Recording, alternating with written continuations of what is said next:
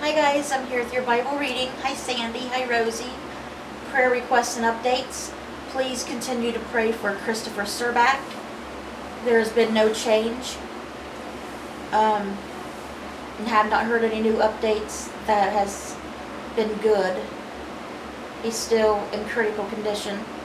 Please keep Sherman in your prayers, and Abby and Jimmy Myers and April and Linda Thacker. And please keep Sandy in your prayers for comfort and strength. And let's begin today's Bible reading.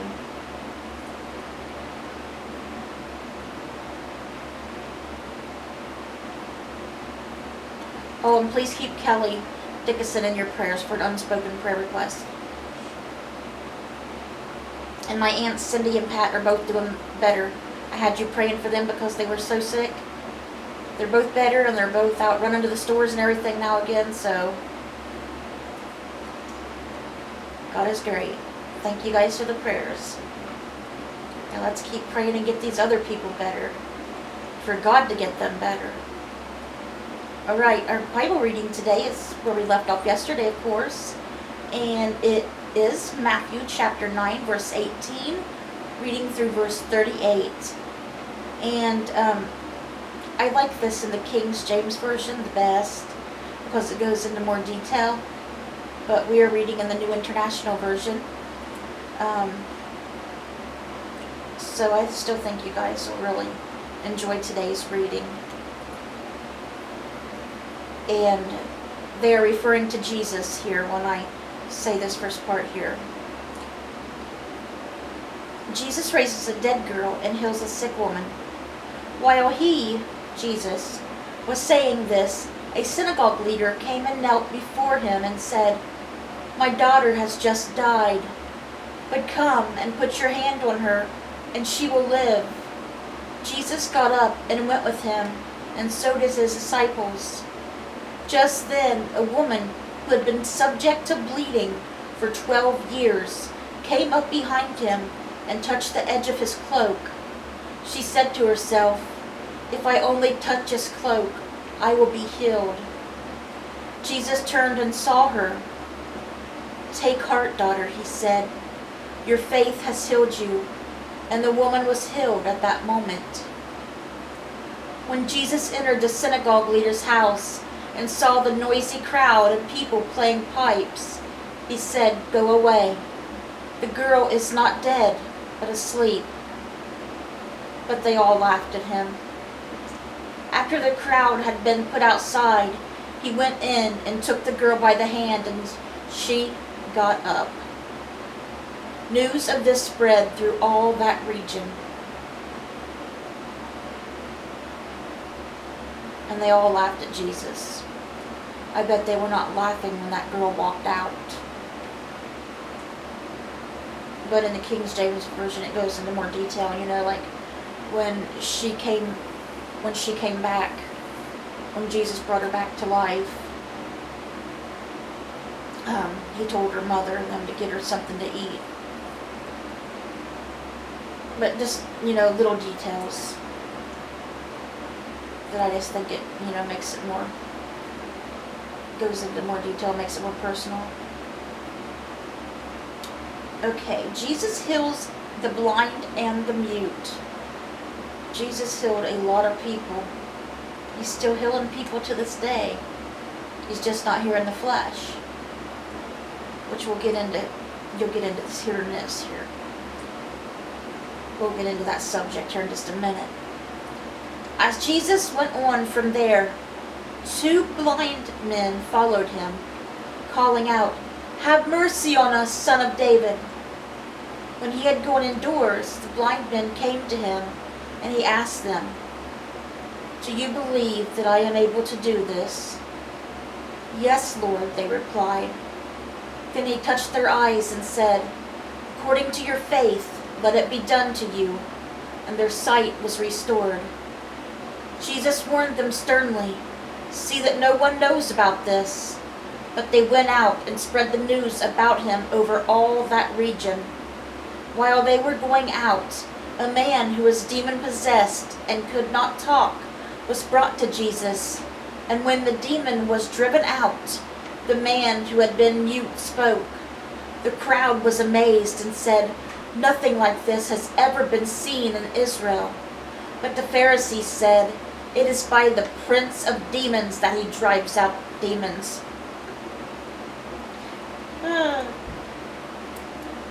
Try to say Jesus was, basically working for Satan. Like that makes any sense. They don't get into it here, but it does in King James Version. Let me read that last part again so you'll know. But the Pharisees said, "It is by the prince of demons that he drives out demons." Talking about Jesus working for Satan. Why would the devil drive out his own demons? It makes no sense. They don't even make no sense. And what I was wanting to talk to you about up there, seeing is believing. A lot of people believed back then, and they still do today. And like Jesus says in his own words, "You have seen, so you have believed. But blessed are those who believe without seeing." So you see, they didn't believe that 12-year-old girl was going to be healed. They thought for sure she was dead, and Jesus was crazy, they thought. They just laughed at him. But, of course, then they seen her alive, and then they believed. That is like a lot of people that's going to be happening on Judgment Day. A lot of people don't believe that God and Jesus exist. But when they die, they're going to see that they are real. And then they will believe. But then it'll be too late. And we're going to end Matthew today with "The workers are few." Jesus went through all the towns and villages, teaching in their synagogues, proclaiming the good news of the kingdom, and healing every disease and sickness. While he saw the crowds, he had compassion on them, because they were harassed and helpless, like sheep without a shepherd. Then he said to his disciples, "The harvest is plentiful, and the workers are few. Ask the Lord of the harvest, therefore, to send out workers into his harvest field." And that's where we're going to stop with Matthew today.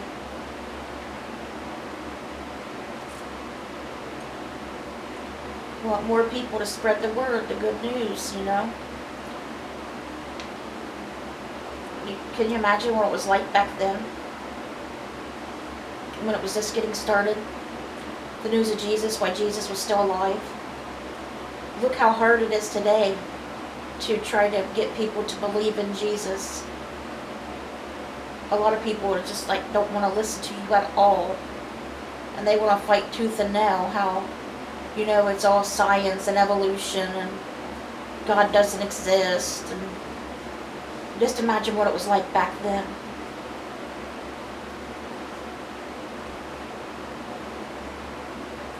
Don't even know what those people, Christians, had to go through during, and after Jesus died, especially when they were told not to be Christians, but they were, and they stood up for themselves and would not turn their back on Jesus. Some turned their back on Jesus, but others that didn't were punished severely, if not killed, in very torturous ways, and to scare people. So, they'll see this person being tortured, so they'll turn their back on Jesus so they don't be tortured as well.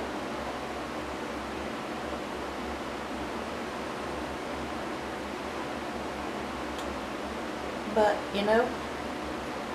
they're spending their life in paradise now. They have nothing to worry about. But the people who turned their back will not have that same fate.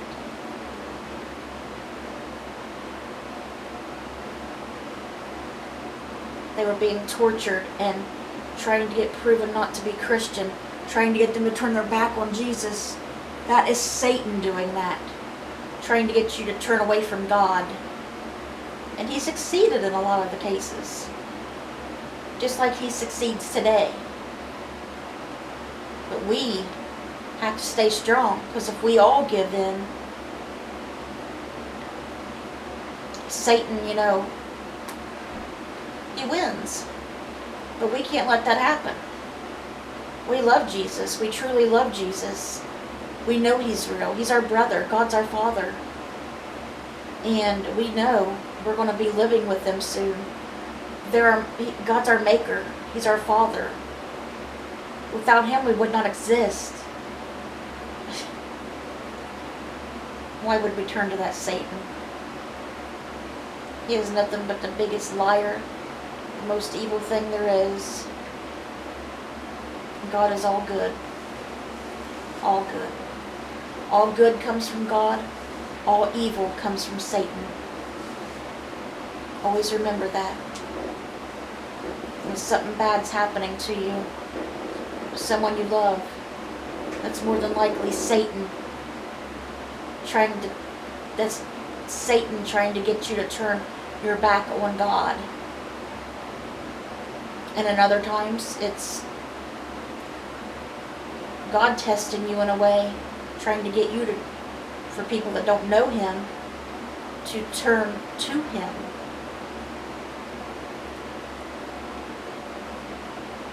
It's hard to explain unless you go through it yourself. And I'm sure most of you have, and if you haven't, I'm sure you definitely will at one point in your life.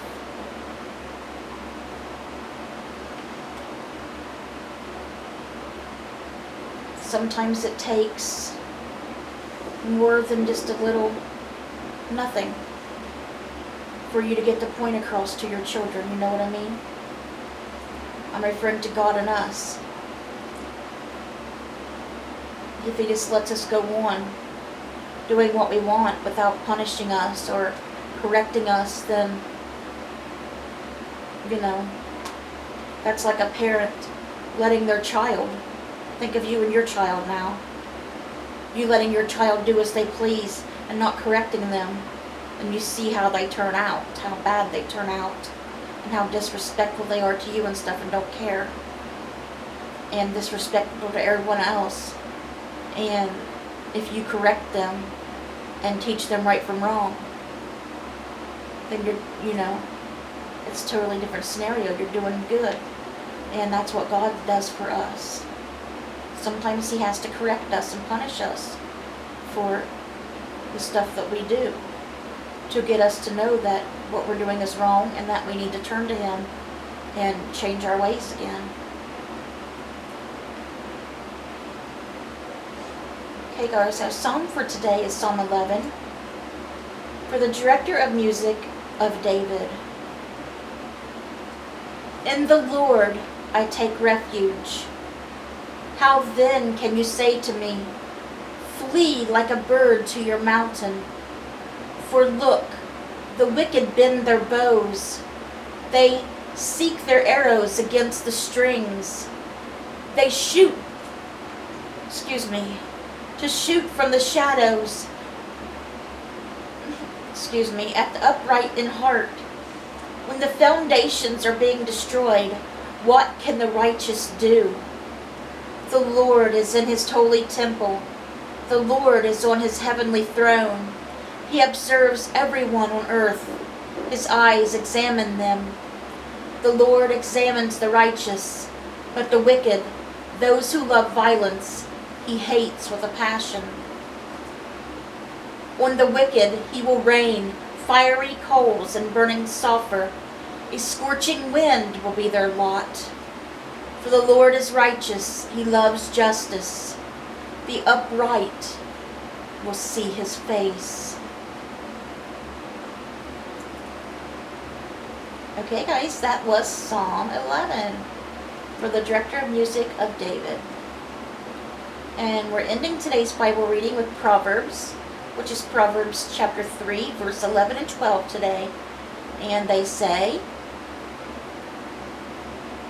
My son, do not despise the Lord's discipline, and do not resent his rebuke.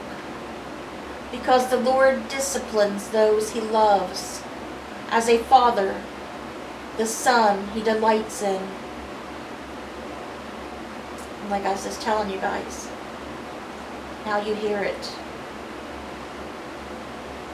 in the Holy Word instead of hearing it from me. What a coincidence. Did I know we was going to be reading that at the end of the Bible reading today? I did not. I did not whatsoever. See, that's how God works. He never ceases to amaze me, ever. Ever, ever. Just when you think he can't surprise you anymore, he always does, and I always just look up and say, I know that was you, Father. I find myself doing that very, very often. Okay, guys, that was today's Bible reading. I hope it touched your guys' hearts. I hope you guys are having a blessed week. I hope you have a great rest of your week. Let's bring those souls to Jesus, and God willing, I'll see you guys again tomorrow with another Bible reading. Bye, guys. God bless.